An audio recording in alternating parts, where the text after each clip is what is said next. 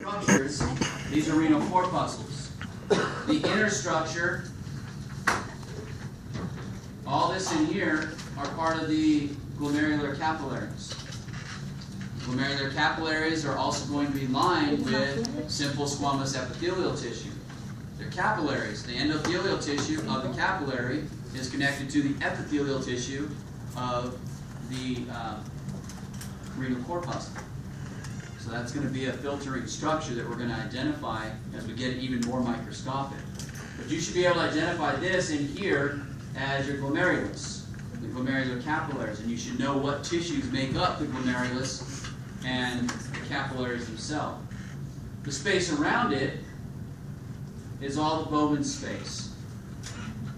Okay, and the Bowman space, you can see on some of these, is lined with another layer of simple squamous epithelial tissue. So this Bowman's capsule has a visceral and parietal layer. The visceral layer of the Bowman's capsule lines our glomerular capillaries. The parietal layer of the Bowman's capsule lines the outer outlying structure of the renal corpuscle, made of the same tissue, simple squamous epithelial tissue. So what happens basically is that as the blood comes in through the afferent arterioles, it goes into these glomerular capillaries and you filter out the waste. As the waste is filtered out, it gets dumped into the Bowman space, where the Bowman space is connected to the proximal convoluted tubules. So that's where the waste will drain into. And it goes through the rest of the nephrons. So as you look along here, all these little simple cuboidal structures that you see cross-sections of, those are convoluted tubules. The drainage tubules for the waste that's been removed from the blood. Now on the slides, I'm not going to ask you to differentiate proximal from distal from loop of Henle. But on the diagrams, on the models, I will ask you to differentiate between proximal convoluted tubules, descending loop of Henle, ascending loop of Henle, distal convoluted tubules.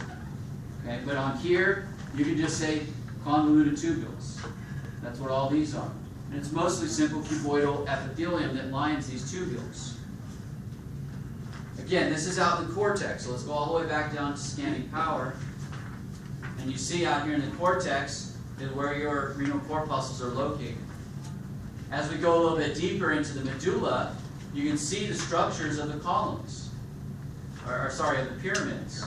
So this is really on your slides, what you're seeing is basically one pyramid. And so all these long tubes that are going through the pyramid, these are all collecting ducts that are draining all the way down to the base, the renal papillae.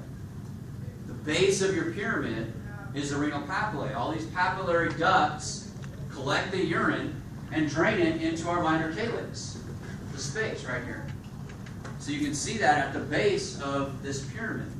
So you should be able to look on your slide and you should be able to identify way up here the cortex,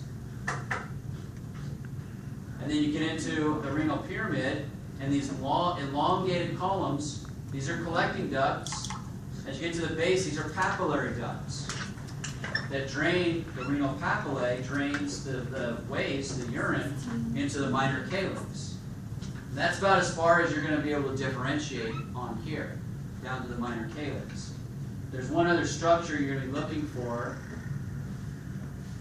because they conveniently put a little cross-section of your ureter on here. So way down here, you can see a little cross-section of your ureter. What major tissue is this right here?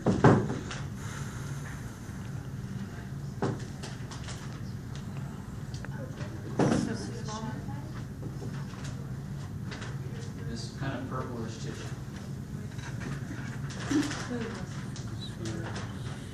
Stratified. Go back, change all your grades for 2 minutes. That's transitional. It is stratified, but it's transitional epithelium.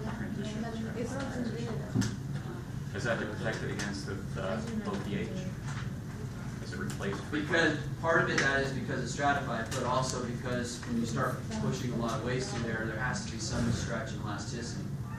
The reason for it is because it's continuous with the bladder, which has a significant stretch to it. Really not a whole lot of stretch in the ureters, even though there is a little bit. But the altered pH, the waste product, so it can't use out, is being forced through this tube. That's the major reasons for its stratification. All right, so identify the ureters, and then some of the other features of our kidneys. Now, to identify the entire network of the pyramids, of the pyramid itself, you're going to have to go all the way down to scanning power. But when you look at the details of the Bowman's capsule and the entire renal corpuscle, you need to be up on high power. Okay, so you should be able to differentiate the structures of the renal corpuscle on high power. If you're looking for the collecting ducts and the gradient-oriented structure of the pyramid, go down to scanning power and look at that. Okay, so that's the slide that you're going to look at for the kidneys. All right, so look at that and continue on studying the structures. By the way, on Monday, It was just like a bear. we're going to do a urinalysis. So Is there a pass fail? there's a pass fail.